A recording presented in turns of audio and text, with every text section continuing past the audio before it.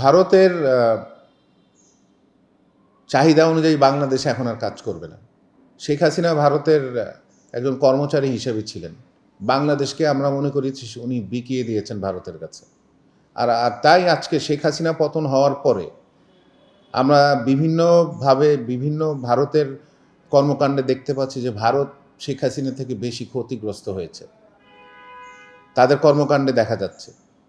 আমাদের প্রশ্ন, ভারত কেন ক্ষতিগ্রস্ত হবে? তার মানে ভারত বাংলাদেশকে একটি তার কলোনিতে পরিণত করার চেষ্টা করেছে শেখ হাসিনার মাধ্যমে।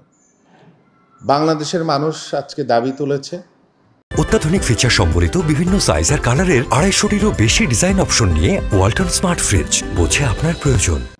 আমার মনে হয় বর্তমান অন্তর্বর্তীকালীন সরকার প্রধান আমাদের Nobel laureate professor doctor Mohammad Yunus, উনিও দাবি করেছেন ভারতের কাছে যে ফিরিয়ে দিতে হবে।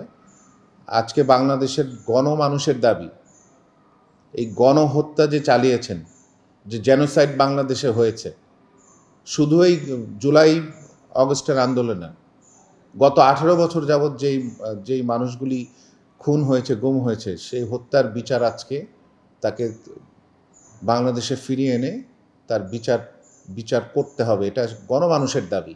শুধু যে পরিবারগুলি তাদের স্বজনদেরকে হারিয়েছে শুধু তাদের এটা দাবি নয়, এটা গণমানুষের দাবি, প্রত্যেকটি রাজনৈতিক দলের দাবি।